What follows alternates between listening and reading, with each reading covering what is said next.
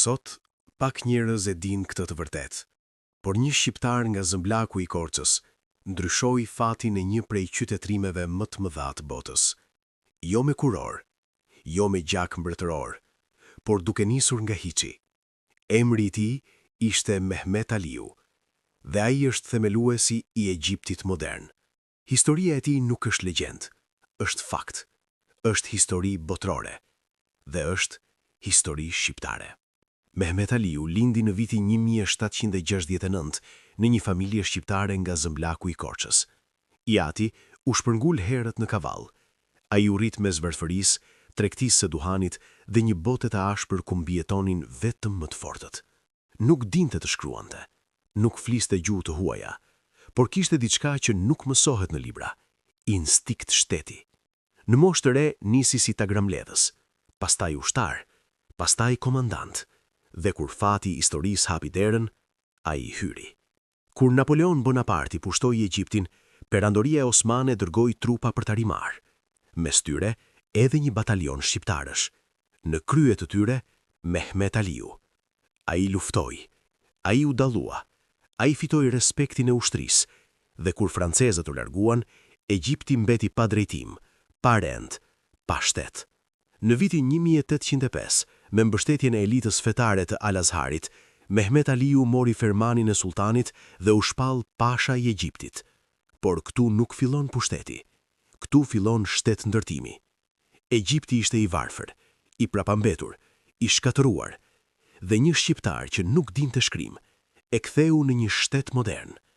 Ai reformoi bujqësinë, hapi fabrika, ndërtoi industri, organizoi tregtinë, modernizoi ushtrinë. Më shumë se 1000 anije lundronin në Nil. Aleksandria, Damieta, Rosetta u kthye në qendra industriale. Dhe pikërisht në këtë periudhë, bota rizbulon Egjiptin faraonik. Misione franceze nisin ngërmimet. Champollion zbërthen hieroglifet në vitin 1822.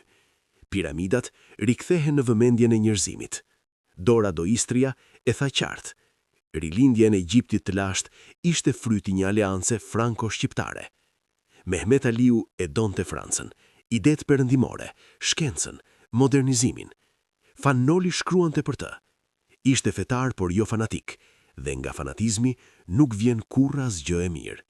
Ai luftoi vahabistët në Mekë e Medinë, shtypi rebelime, zgjeroi territorin nga Sudani në Kretë, u bë aq i fuqishëm sa fuqitë e mëdha europiane u trembën. Në një moment, djali i tij, Ibrahim Pasha, marshoi drejt Stambollit. Ambicia ishte e qartë, të bëhej sultan. Por Europa e ndali. Megjithatë, porta e lartë u detyrua t'i njohë një të drejtë historike: dinasti shqiptare në kryet e Egjiptit. Nga Mehmet Aliu deri te mbreti Faruk, gati 150 vjet sundim. Kanali i Suezit, hekurudhët, ushtria moderne, posta, industria, të gjitha në gjak shqiptar. Mehmet Ali Pasha vdiq në vitin 1849 në Aleksandri.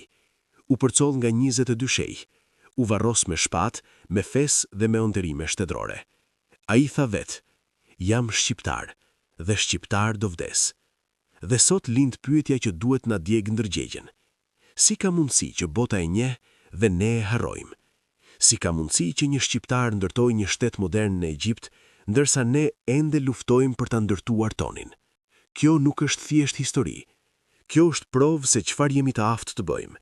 Kur kemi vizion, kur kemi guxim, kur kemi shtet. Mehmet Aliu nuk ishte përjashtim, ishte paralajmërim.